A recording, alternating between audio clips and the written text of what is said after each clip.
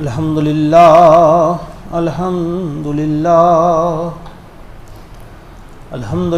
رب العالمین، الصلاة والسلام علی رسولہ الکریم وعلی آلہ واصحابہ اجمعین، اما بعد فقد قال اللہ عز وجل فاعوذ باللہ السمیع العلیم من الشیطان الرجیم، بسم اللہ الرحمن الرحیم، انا ارسلنا الیکم رسولا شاہدا علیکم کما ارسلنا الی فرعون رسولا فعصى فرعون الرسول فأخذناه أخذا وبيلا فكيف تتقون إن كفرتم يوما يجعل الولدان شيبا السماء منفطر به كان وعده مفعولا إن هذه تذكرة فمن شاء اتخذ إلى ربه سبيلا آمنت بالله صدق الله العظيم رب اشرح لي صدري ويسر لي أمري واحلل عقدة من لساني يفقهوا قولي رب زدني علما ربنا زدنا علما وحلما وفهما والحقنا بالصالحين ربنا تقبل منا انك انت السميع العليم۔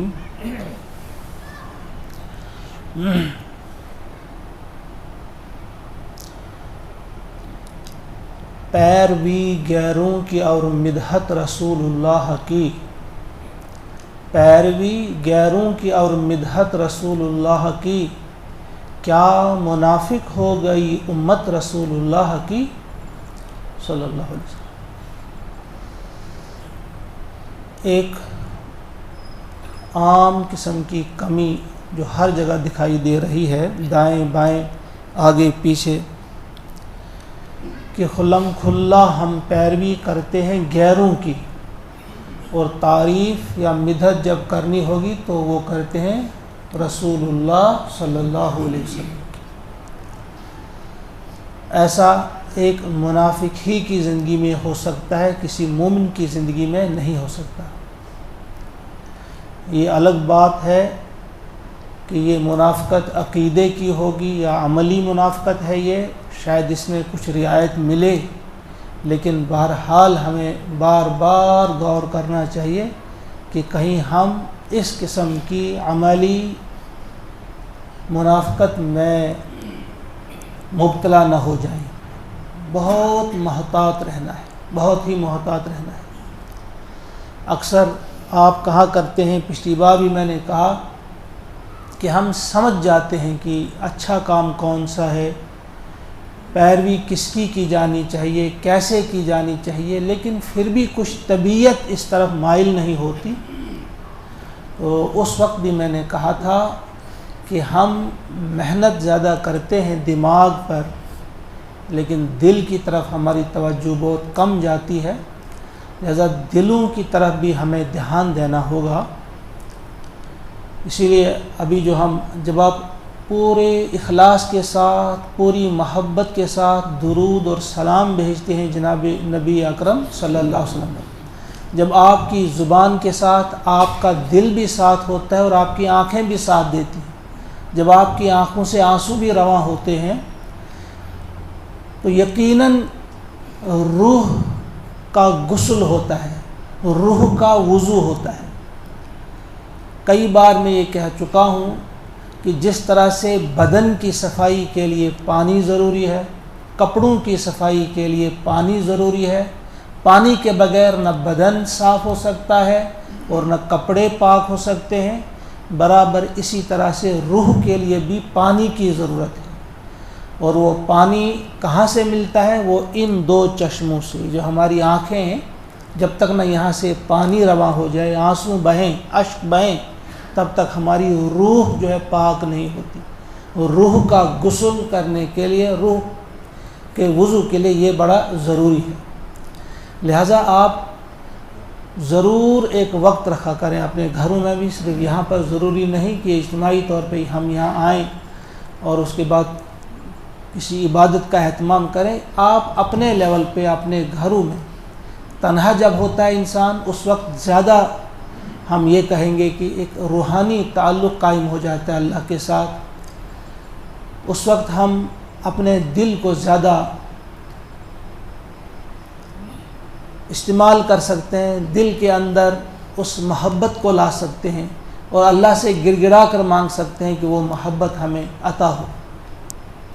آج جمعہ پہ جن 2 آیات کا درس آپ نے سنا، وہ دونوں آیات جو ہیں ان کے بارے میں علماء کا یہ خیال ہے، انہوں نے کہا ہے کہ اگر آپ سوتے وقت وہ 2 آیات پڑھیں گے، لَقَدْ جَاءَكُمْ رَسُولٌ مِّنْ أَنفُسِكُمْ عَزِيزٌ عَلَيْهِ مَا عَنِتُّمْ حَرِيصٌ عَلَيْكُمْ بِالْمُؤْمِنِينَ رَءُوفٌ رَحِيمٌ، یہ والی آیت اور اس کے بعد والی آیت اگر آپ شام کو سوتے وقت وہ پڑھیں گے، 7 مرتبہ یہ دونوں آیات پڑھیں گے، درود شریف بھی ساتھ پڑھیں گے، اول آخر، خواب میں آپ کو زیارت ہوگی محمد عربی صلی اللہ علیہ وسلم. ہمارے ساتھی یا ہم سب اس طرف سے بہت زیادہ دور ہیں. ہمیں کبھی کوئی یہ تمنا بھی ہمارے دل میں پیدا نہیں ہوتی کہ کاش ہمیں زیارت ہوتی اپنے رسول صلی اللہ علیہ وسلم کی خواب میں، کبھی ہم آپ کو دیکھتے، یا اس قسم کی چیزیں جو ہیں حضور کا تذکرہ ہوتا ہمارے گھروں کے اندر، ہماری مجلسوں کے اندر. کوئی خاص توجہ نہیں دکھتی. جب بھی ہم اپنے جوانوں کو دیکھتے ہیں تو وہاں کرکٹ زیر گفتگو ہوگا، کرکٹ کے بارے میں بہت لمبی لمبی بحثیں ہوتی ہیں، یا فلموں کے بارے میں ہوں گی، یا ڈراموں کے بارے میں ہوں گی، فلاں ایکٹر فلاں ایکٹر فلاں ایکٹریس، بس ان کے بارے میں گفتگو ہوگی. یا پھر جو کچھ لوگ جنہیں پڑھائی کی طرف دھیان ہوگا تو وہ پھر پڑھائی کے کسی امتحان، کسی ایگزام کے بارے میں ہوگا، نیٹ کے بارے میں ہوگا، KS یا IS وغیرہ کے بارے میں کچھ ہوگا. بس یہی باتیں ہیں. کبھی بھی یہ ہمارے ذہن میں یہ بات نہیں آتی، ایک دوسرے سے کبھی نہیں پوچھتی کہ کیا کریں ہم کہ ہمارے دلوں میں وہ محبت آ جائے. ہم اٹھتے بیٹھتے چلتے پھرتے بس حضور علیہ الصلوۃ والسلام کا خیال ہو.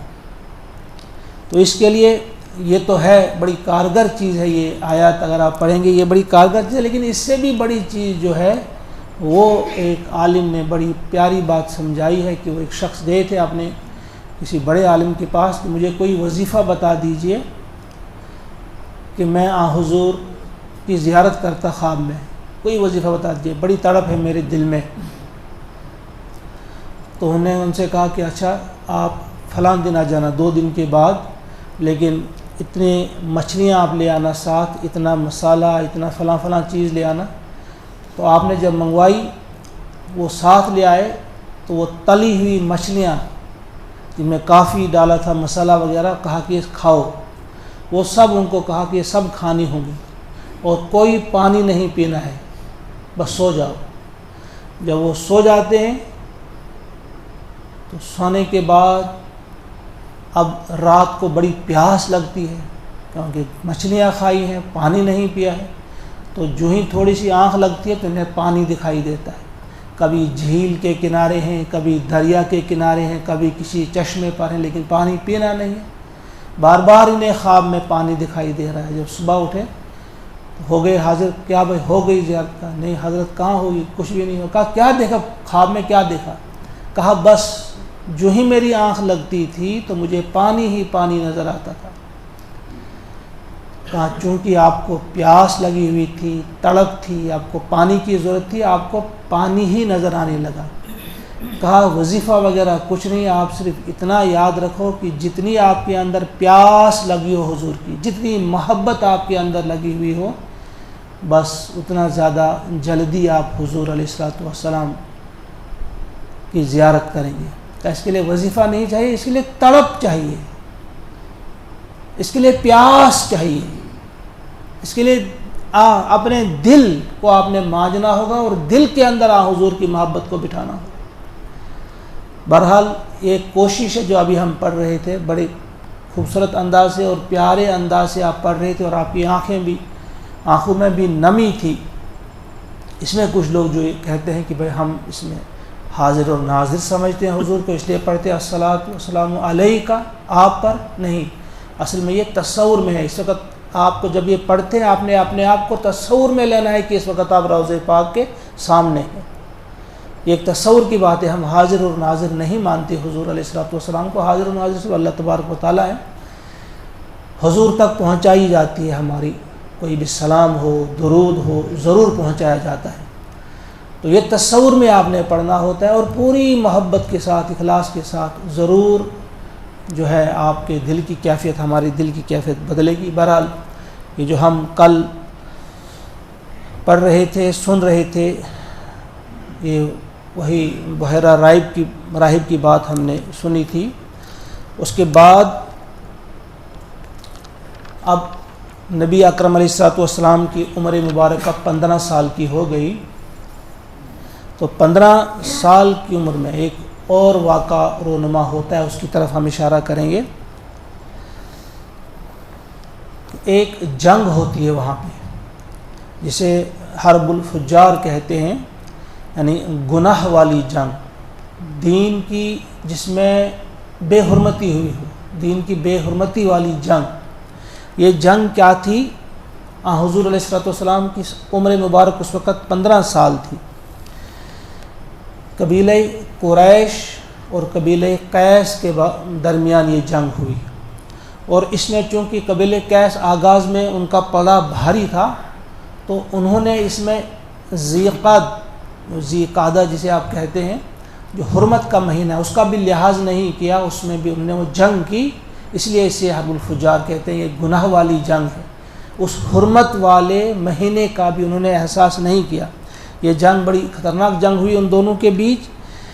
لیکن اس جنگ میں نبی اکرم صلی اللہ علیہ وسلم شریک تو ہوئے، لیکن آپ نے کوئی تیر نہیں چلایا، بلکہ صرف آپ اپنے چچاؤں کو تیر اٹھا اٹھا کر دیتے تھے.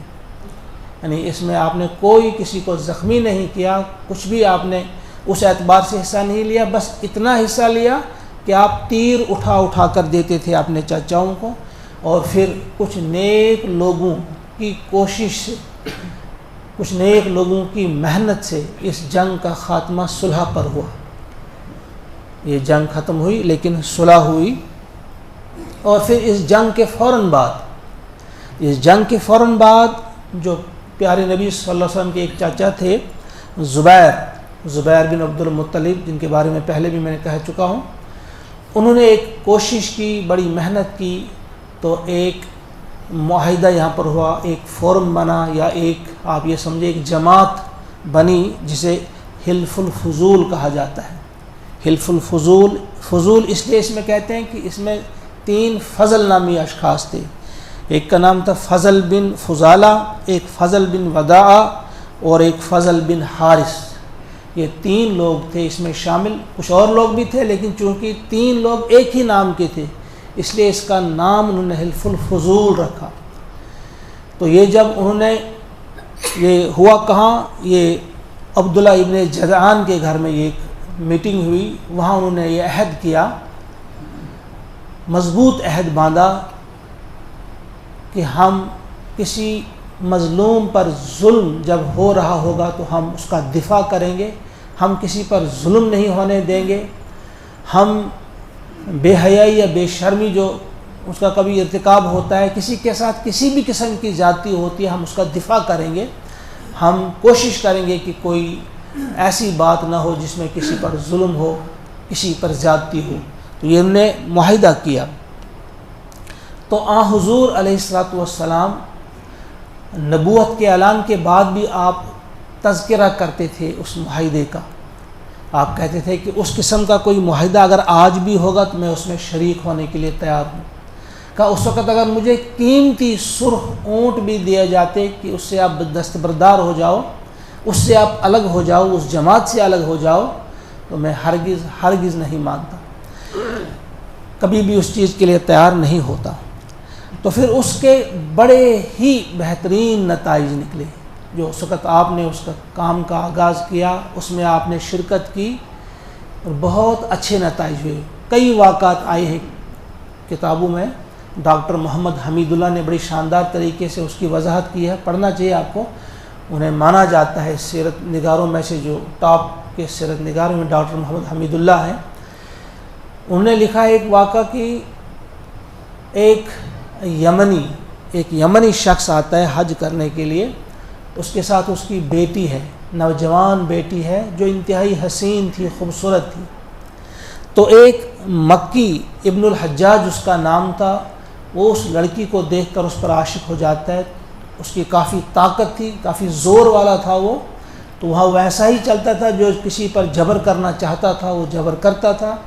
تو وہ اس لڑکی کو اٹھا کر لے گیا زبردستی، اس کو اپنے گھر لے گیا۔ تو کسی طرح سے اس شخص کو پتہ لگ گیا، کسی نے کہا کہ بھئی یہاں فلاں وہ ایک جماعت بنی ہوئی ہے حلف الفضول کے نام سے، آپ ان کے پاس جاؤ۔ تو ان تک یہ جب بات پہنچی تو انہوں نے ابن الحجاج کے گھر کا محاصرہ کیا۔ انہوں نے محاصرہ کیا، ان سے کہا کہ فوراً لڑکی ہمارے سپرد کر دو۔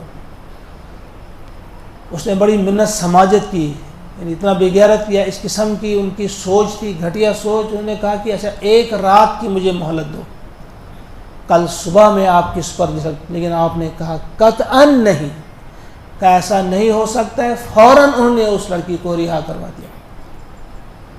یہ صرف ایک واقعہ ایسا نہیں، کئی واقعات ایسے ہیں۔ ابی بن خلف کے بارے میں بھی آتا ہے، انہوں نے کسی کا مال ہڑپ کیا تھا، اس کا قرضہ ادا نہیں کرتے تھے، اس کا مال کھا گئے تھے، تو ان کے خلاف بھی جب انہوں نے اطلاع بھیجی تو فوراً اس نے بھی وہ قرضہ ادا کر دیا جس کسی کا بھی وہ تھا۔ یعنی کئی واقعات انہوں نے گنائے ہیں، اور اس کے علاوہ بھی کئی کتابوں میں اور بھی آئے ہیں کہ کس طرح سے اس چیز نے وہ کام کیا۔ اسی لیے حضور علیہ الصلوۃ والسلام بعد میں بھی اس کا تذکرہ کرتے تھے کہ اگر آج بھی اس وقت بھی نبی ہونے کے باوجود اس قسم کے کام کے لیے کوئی ہم سے تعاون چاہے تو ہم اس کے ساتھ تعاون کر سکتے ہیں، ہم ان کے ساتھ شرکت کر سکتے ہیں۔ اس چیز سے اہمیت اس کام کی عیاں ہو جاتی ہے کہ کسی مظلوم کی مدد کرنا کتنا بڑا کام ہے اور کتنا عظیم کام ہے اور کتنا اہم کام ہے۔ کسی بھی مظلوم کی مدد کرنا، کسی اعتبار سے بھی کسی شخص پر ظلم ہوا ہو۔ اور اس کے ساتھ ساتھ اس جنگ میں جو صلح کروائی گئی اس کا بھی تذکرہ بہت زیادہ کتابوں میں آیا ہے کہ یہ صلح کروانا بھی کتنا اہم کام ہے۔ سورہ حجرات میں اللہ تبارک تعالیٰ کا ارشاد ہوتا ہے وَإِن طَائِفَتَانِ مِنَ الْمُؤْمِنِينَ اقْتَتَلُوا فَأَصْلِحُوا بَيْنَهُمَا۔ اب دیکھیے یہاں پہ کہ اگر مومنوں کے دو گروہ، دو جماعتیں آپس میں لڑ پڑیں، ان کا آپس میں اختلاف ہو جائے، وہ آپس میں لڑیں، تو ان کے درمیان صلح کرا دو۔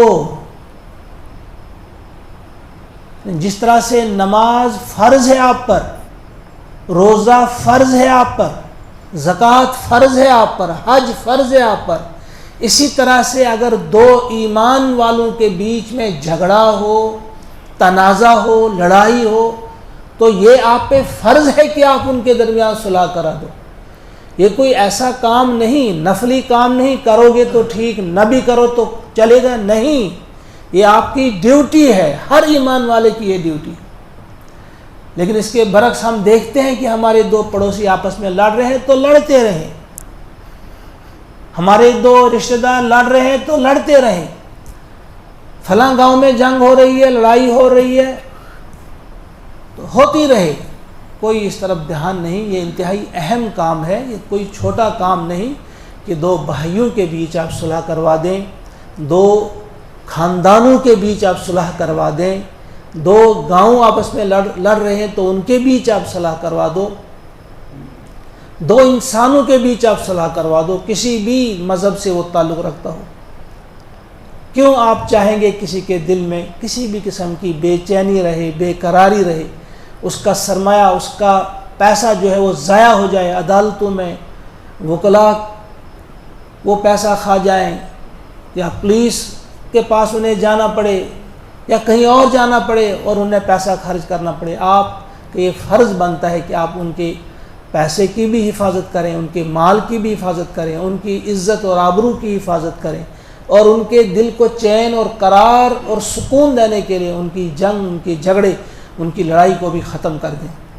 یہ اس بات کو ہمیں جاننا چاہیے، اور یہ بات یہاں ذہن میں رہے کہ جو کام جتنا محبوب ہوتا ہے ابلیس کے نزدیک، وہ اتنا ہی مبغوض ہوتا ہے اللہ کے نزدیک۔ جو کام پسند ہو رحمان کو، وہ بہت زیادہ ناپسند ہے شیطان کو۔ یعنی یہ دو انتہائیں ہیں۔ شیطان چاہتا ہے کہ آپس میں لڑتے رہیں، بھائی بھائی سے لڑے، میاں بیوی سے لڑے، باپ بیٹے سے لڑے، ماں بیٹی سے لڑے، یہ آپس میں جھگڑے کرتے رہیں، رشتہ داروں کے بیچ میں جنگ ہو۔ لیکن الرحمن جو ہے، الرحمن جو اللہ ہے، وہ لڑائی کو پسند نہیں کرتا۔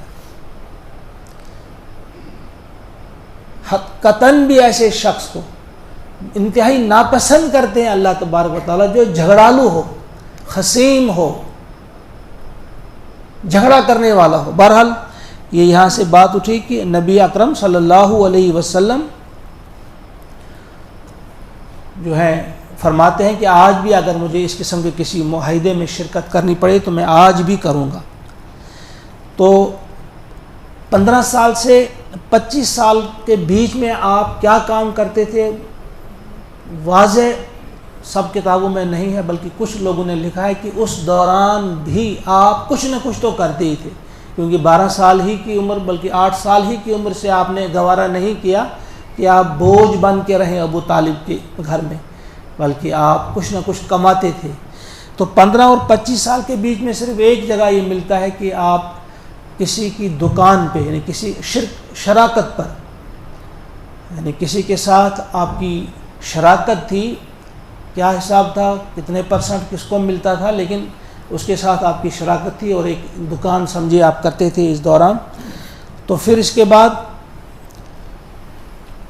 حضرت ابو طالب کے مشورے پہ ایک دن انہوں نے کہا کہ بھئی آپ بہتر ہے اگر آپ پسند کریں تو حضرت خدیجہ رضی اللہ تعالی عنہا کا مال تجارت لے کر آپ شام چلے جائیں، انہیں ضرورت ہے، تو اگر آپ چاہیں گے، اگر آپ کا دل چاہتا ہے، اگر آپ تیار ہیں تو آپ ایسا کریں۔ بہرحال پھر کسی نہ کسی طرح سے وہ حضرت خدیجہ رضی اللہ تعالی عنہ کا مال جو ہے ملک شام لے جاتے ہیں، اور خدیجہ کا غلام میسرہ بھی آپ کے ساتھ تھا۔ اس سفر کے دوران بھی وہ بصرہ کے مقام پہ جب پہنچتے ہیں، وہاں ایک اس وقت کا جو راہب مشہور تھا نستورہ، اس نے بھی آپ کو پہچان لیا تھا، اس نے بھی آپ کے بارے میں میسرہ سے بات کر کے، دونوں سے بات کر کے انہوں نے بھی کہا تھا، جب کچھ باتیں کی، کچھ سوالات کیے، جس طرح سے بحیرہ نے کہا تھا، اس نستورہ نے بھی اس کو کہا تھا، ہاں یہ وہی ہے، یہ وہی ہے، یہ وہی ہے، 3 بار کہا تھا، یہ وہی ہے، یہ وہی ہے، یہ وہ بھی آپ کو پہچان گئے تھے کہ واقعی نبی ہونے والے ہیں یہ۔ تو اس تجارت میں آپ کی جو دیانت تھی، آپ کی جو ہوشیاری تھی، آپ کا جو طریقہ تھا تجارت کا، ایمانداری کے ساتھ جو آپ نے کیا، تو جب واپس آ گئے تو حضرت خدیجہ بڑی بے قراری کے ساتھ انتظار کر رہی تھیں۔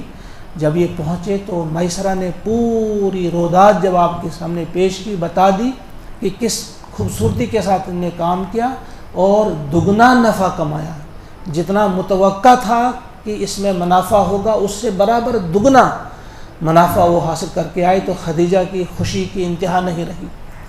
تو انہوں نے جو معاوضہ مانا تھا حضرت محمد عربی صلی اللہ علیہ وسلم، انہوں نے کہا تو 2 اونٹنیاں آپ کو دیں گے، تو پھر آپ نے منافع یا وہ جو معاوضہ تھا وہ بھی دگنا کر دیا، 2 اونٹنیوں کے بجائے آپ کو 4 اونٹنیاں اس میں عطا کی گئیں۔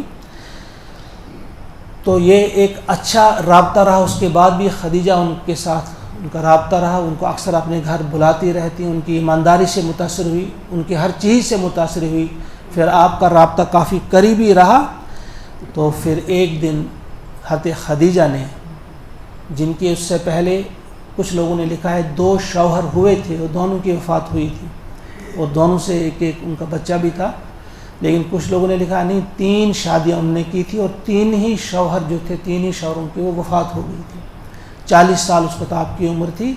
تو اس وقت آپ نے اپنی سہیلی نفیسہ کو بلایا، نفیسہ ان کی سہیلی کا نام تھا، اور اس کے ذریعے پیغام بھیجوایا محمد عربی صلی اللہ علیہ وسلم کو، ان کے ساتھ نکاح کرنا چاہتے ہیں۔ تو نفیسہ جاتی ہیں، ان سے کہتی ہیں کہ آپ خوبرو نوجوان ہیں، اب آپ کی شادی کی عمر ہو چکی ہے، آپ شادی کیوں نہیں کرتی ہیں؟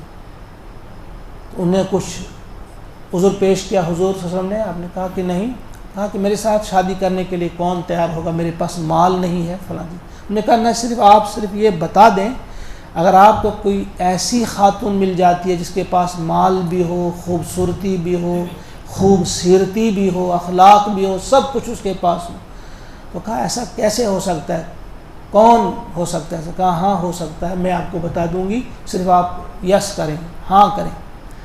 تو پھر آپ نے خدیجہ کا نام بتا دیا، تو رسول اکرم علیہ السلام نے اپنے چچا ابو طالب کے ساتھ مشورہ کر کے ہاں کر دی، اور اس کے بعد ان کا جو نکاح ہوا، اس نکاح میں جو خطبہ نکاح تھا وہ حضرت ابو طالب نے دیا، اور اس میں 2 اونٹ ذبح کیے گئے اور 200 لوگوں کو دعوت کی گئی، 200 لوگوں نے کھانا کھایا، اور جو مہر اس وقت ادا کیا محمد عربی صلی اللہ علیہ وسلم نے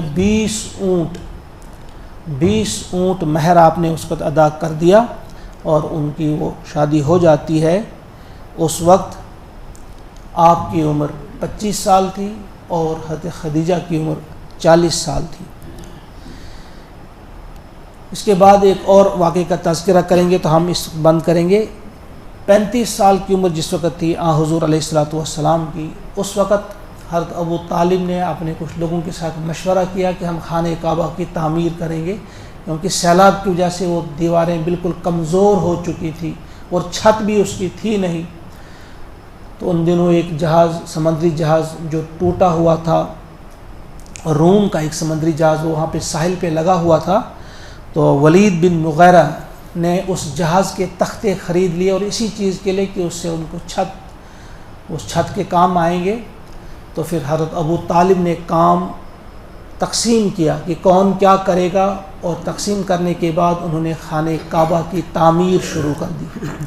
اس وقت حضور علیہ السلام کی عمر مبارک جو تھی 35 سال تھی۔ جب وہ خانہ کعبہ کی تعمیر کر رہے تھے تو تعمیر کرتے کرتے جس وقت حجر اسود رکھنے کی باری آ گئی، تو ہر قبیلہ جو تھا، جتنے بھی خاندان تھے، سب چاہ رہے تھے کہ حجر اسود ہمارے ہاتھ سے یہاں رہے، اور اتنی آپس میں بحث و مباحثہ اتنا ہوا کہ جنگ کی نوبت آ گئی۔ گویا اب اس سیاہ پتھر کو رکھنے کے لیے سرخ خون بہانے کی بات آ گئی۔ اب خون بہانے کی بات تک وہ بات پہنچی کہ اب جنگ ہوتی، تلواریں باہر آ جاتی۔ تو اسی اسنا میں ایک بزرگ نے کہا کہ بھائی کیوں آپ خامخواہ میں جنگ پر تلے ہوئے ہیں، لڑائی پہ تلے ہوئے ہیں؟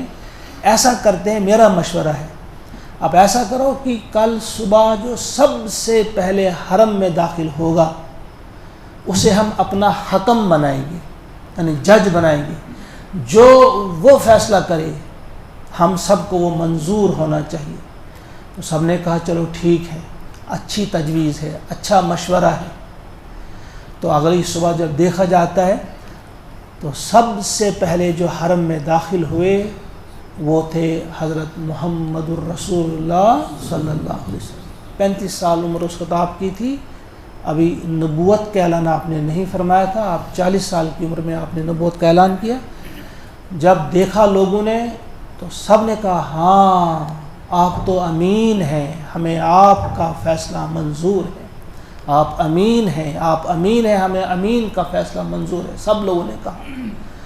تو پھر اس وقت جو فیصلہ کیا، اور ایک بہت زبردست خون ریز جنگ ہونے سے روک دی آپ نے، اپنی صلاحیت سے، اپنی قابلیت سے، اپنے اس بلند نگاہی سے اور اللہ کے فضل و کرم سے جو آپ نے ایک خون ریز جنگ کو روک دیا۔ آپ نے اس وقت ان سے کہا کہ دیکھو ایک چادر لے آؤ. ایک چادر لائی گئی, اس میں حجر اسود رکھا گیا اور ہر قبیلے کے سردار کو کہا گیا سب اس کا ایک ایک کونا پکڑو. تو ہر قبیلہ اس میں شریک ہو گیا. وہ چادر لے کر گئے اس مقام تک جہاں وہ رکھنا تھا, حجر اسود جہاں رکھنا تھا, وہ کالا پتھر جہاں رکھنا تھا, وہاں جب پہنچے تو وہاں خود اپنے دستے مبارک سے نبی اکرم صلی اللہ علیہ وسلم نے وہ پتھر اٹھایا حجر اسود اور اس جگہ پہ رکھا, اس کونے پہ رکھا جہاں رکھا ہوا ہے. آج بھی آپ دیکھتے ہیں اس کونے پہ آپ نے اس حجر اسود کو رکھا. تو اس طرح سے ایک بہتر طریقے سے, ایک خوبصورت طریقے سے جنگ ہونے سے آپ نے ان کو روکا اور یہ کام بھی ہو گیا اور خانہ کعبہ کی تعمیر بھی ہوئی. تو نبی اکرم علیہ الصلوۃ والسلام کی اس وقت سے, اس سے پہلے بھی انتہائی یہ خواہش ہوتی تھی کہ سارے لوگ آپس میں پیار سے رہیں, پریم سے رہیں, محبت سے رہیں, جھگڑے نہ ہوں, فساد نہ ہوں. اللہ تعالیٰ بھی فساد کو ناپسند کرتا ہے, جھگڑوں کو ناپسند کرتا ہے. حضور علیہ الصلوۃ والسلام بھی جھگڑے پسند نہیں کرتے. تو آج کا سبق یا آج کا درس جو سیرت کا درس ہے, ہم یہ لے کر جائیں گے یہاں سے واپس انشاءاللہ کہ ہم مصمم ارادہ کریں گے, خود بھی ہم اپنی طبیعتوں کو بدلنے کی کوشش کریں گے. چھوٹی چھوٹی باتوں پہ لڑنا, سگے بھائی آپس میں لڑتے ہیں 4 انچ یا 10 انچ زمین پر, سگے بھائی بھی آپس میں لڑتے ہیں. ماں بیٹی میں جنگ ہے, پڑوسی پڑوسی میں جنگ ہے, رشتہ داروں میں جنگ ہے. ایک تو یہ چیز ہم لے کر اٹھیں, اگر ہمیں یہاں دستبردار بھی ہونا پڑے, یہ ہمیں حکم بھی ہے. آپ جو ہر جمعہ کے ہر خطبے میں آپ ایک آیت سنتے ہیں, ان اللہ یأمر بالعدل والاحسان, یہ کیوں رکھی گئی یہاں پہ؟ لازماً آپ اس آیت کو پڑھتے ہیں. حضرت عمر بن عبدالعزیز رضی اللہ تعالیٰ عنہ نے اس آیت کو یہاں پہ رکھا, اس کے بعد مسلسل یہ آیت پڑھی جاتی ہے. اللہ تعالیٰ آپ کو حکم کرتا ہے عدل کا, یعنی عدل ہونا چاہیے, ہر ایک کو اپنا حق ملنا چاہیے, لیکن عدل کے ساتھ ساتھ احسان کا حکم ہے. ساتھ ساتھ احسان کیا ہوتا ہے کہ اپنے حق سے دستبردار ہو جائے انسان, صرف اس لیے کہ جھگڑا ختم ہو, صرف اس لیے کہ اللہ راضی ہو. اللہ کی رضا حاصل کرنے کے لیے, جھگڑا ختم کرنے کے لیے انسان اپنا حق بھی چھوڑ دے, کیا ہوگا؟ وہ بھوک سے نہیں مرے گا. پیارے نبی نے فرمایا ہے کہ تم چھوڑ دو اپنا حق اللہ کے لیے, اگر چھوڑ سکتے ہو چھوڑ دو جھگڑا ختم کرنے کے لیے. تمہیں اس سے جو کمی آئے گی مجھ سے لے لینا وہاں پہ, یعنی میں وہ آپ کی تلافی کروں گا, میں آپ کی اس کمی کو پورا کروں گا اگر آپ اس سے دستبردار ہو جاتے ہیں. لیکن ہمیں آخرت پہ نگاہی نہیں, ہماری نگاہی وہاں پہ نہیں, ہم یہیں پہ برابر لینا چاہتے ہیں. آپ جب اس کی تفسیر میں پڑھیں گے, تفہیم القرآن میں اس کی تفسیر بڑی شاندار طریقے سے کی گئی کہ اگر ہر شخص, یہ احسان کا حکم اللہ نے کیوں دیا ہے, اگر ہر شخص عدل پر تلا رہے کہ مجھے میرا حق ملنا ہی ملنا چاہیے, وہ گز لے کر رہے, ترازو لے کر رہے, تو پھر کبھی بھی خوشگوار فضا قائم نہیں ہو سکتی, کبھی بھی خوشگوار فضا قائم نہیں ہو سکتی. جھگڑے پھر رہیں گے ہی رہیں گے. لہذا جب انسان تیار ہوگا اپنے حق سے دستبردار ہونے کے لیے بھی, بھائی چلو اگر جو میرا بھائی مجھ سے کہہ رہا ہے کہ نہیں یہ میرا ہے, چلو جی اگر آپ کہتے ہیں لو, لیکن ہم جھگڑا بند کرنا چاہتے ہیں, ہم جھگڑا ختم کرنا چاہتے ہیں. تو جب اللہ کے لیے کوئی ایسا کرتا ہے تو اللہ کی نظر عنایت, نظر کرم, نظر رحمت اس پہ گرتی ہے, اور اللہ بھی اور اللہ کے رسول علیہ الصلوۃ والسلام بھی خوش ہوتے ہیں اس چیز سے. اللہ تعالی ہمیں توفیق عطا فرمائے کہ ہم نہ خود جھگڑا کرنے والے بنیں, اور اگر کوئی جھگڑا کرنے والا ہو تو اپنی یہ ذمہ داری ہم سمجھیں کہ ہم ان کے بیچ صلح کروانے والے بنیں. صلح بڑی پسندیدہ چیز ہے اللہ کی, ناپسند ہے شیطان کو, اللہ کو بڑی پسند ہے یہ چیز. اللہ تعالی ہم سب کو توفیق عطا فرمائے کہ ہم صلح پسند بنیں, ہم فتنہ پرور نہ بنیں, ہم جھگڑالو نہ بنیں, اور جھگڑالو قسم کے انسانوں کی تربیت کرنا بھی ہم اپنا فرض سمجھیں.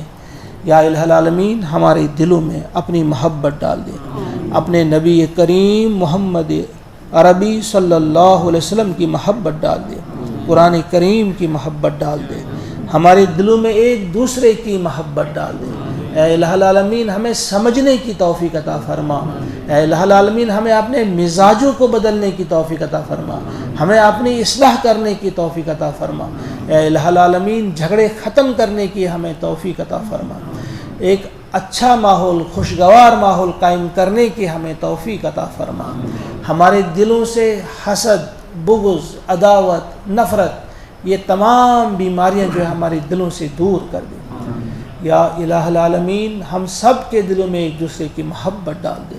اے الہ العالمین ہم سب کے دلوں میں ایک دوسرے کی محبت ڈال دے، ہمیں امن کی بہار دکھا دے، اسلام کی بہار دکھا دے، اخوت اور بھائی چارے کی بہار دکھا دے۔ اے الہ العالمین اخوت اور بھائی چارے کی بہار دکھا دے۔ اللہم اعطنا ما وعدتنا علی رسلک ولا تخزنا یوم القیامۃ انک لا تخلف المیعاد۔ یا حی یا قیوم برحمتک نستغیث، یا حی یا قیوم برحمتک نستغیث۔ اللہم تقبل منا بلغ ثواب علی روح المحترم مزکا سلطان الانبیاء حضرت احمد مجتبی محمد مصطفیٰ صلی اللہ علیہ وسلم وآلہ واصحابہ وازواجہ وذریتہ وعطرتہ وعشیرتہ والاولیاء امتہ والعلماء صحبہ۔ اللہم بلغ منا اللہم بلغ منا الی ارواح جميع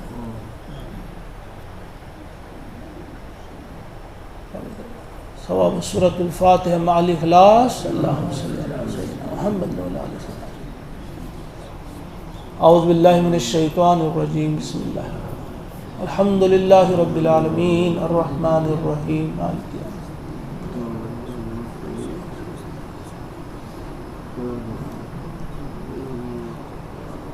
بسم اللہ الرحمن الرحیم قل هو اللہ احد اللہ الصمد لم یلد ولم یولد ولم یولد۔